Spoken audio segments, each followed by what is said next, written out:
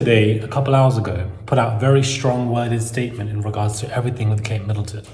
But my question is why? Because I don't think anybody was expecting this. Hey guys, it's Rob Morali. Hopefully you guys are all doing well today. Back at again with another video. If you have not subscribed, click that button, guys. That is daily and consistent content. Comment down below, give this video a thumbs up, and let's get straight into this because a lot is going on and I'm just very confused by what the BBC are doing.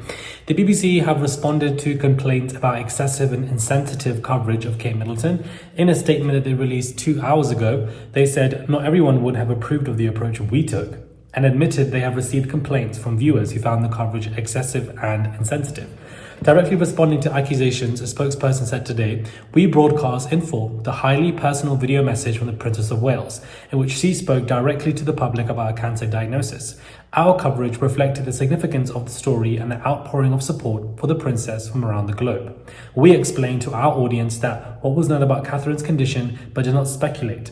Our reporting made clear that this is a difficult time for the princess and the rest of the royal family. We have been mindful at all times to approach our coverage with sensitivity. As part of our analysis, we examined the intense speculation there had been in the preceding weeks about the princess's health. We also reported on Catherine's request for privacy and detailed the statement from Kensington Palace regarding the princess having the right to privacy.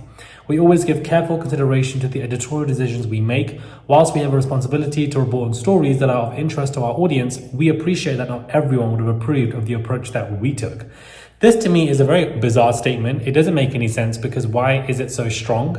It's passive aggressive, and I don't think anybody was asking for this. Whilst there might have been some complaints that, they may have received, I also feel like there wasn't a large abundance of complaints for them to respond with something like this. I don't understand. Obviously, this is in direct relation to the video.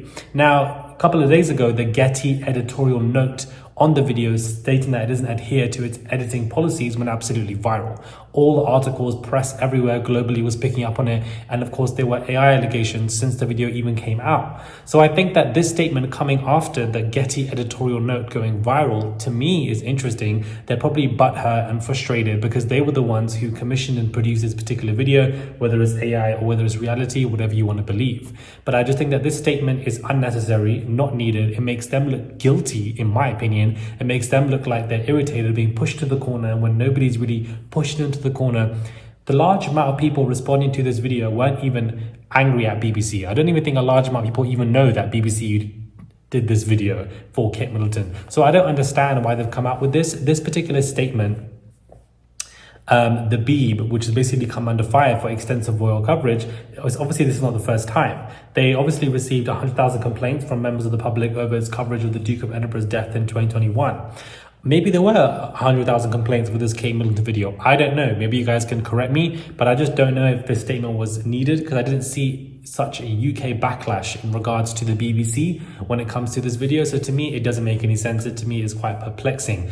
I just think that, where there's smoke, there's fire. Where there's one cockroach, there's many. When somebody feels guilty, perhaps something's going on, and that's where they need to speak up and make these defensive kind of statements. It is just very bizarre. I'm still waiting to see Kate Middleton. We have not seen her, in my opinion, when it comes to looking at her at public speaking engagement events, which she's meant to be at by now, but yet several of them, suddenly there's just no word of what she's doing. So we have no idea.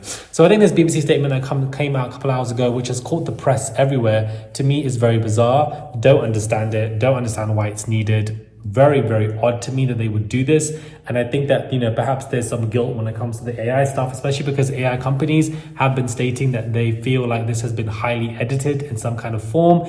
And in the Getty note, perhaps they're frustrated with it. I don't know. Very bizarre. I don't know. Subscribe to the channel, guys. Click that button for daily and consistent content. Comment down below. Give this video a thumbs up. I would really appreciate it. Please do subscribe to the channel.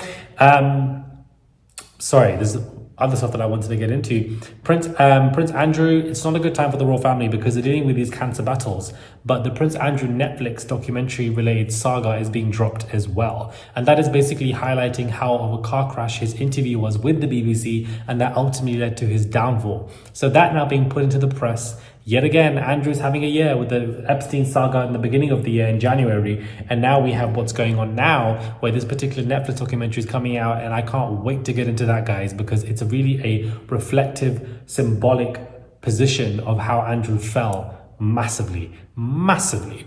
Harry and William are reuniting. It is going to take place. The Mirror is exclusively reporting that Prince Harry has no choice but to meet with King Charles and Prince William on his next UK visit, and that this is what is taking place. We will see what's happening, because regardless of what the UK press has said, Harry will do what Harry wants to do, and nobody will force him to do things that he doesn't want to do. So this unification between him and William and them reuniting, I don't think it will be pleasant, but I think they're going to be in the same room together. And of course, you know, the UK press will be ablaze because they're dying to use Harry to distract from everything going on with Kate and even King Charles. Subscribe, comment down below, give this video a thumbs up. I would appreciate it. And I'll catch you guys soon for another video.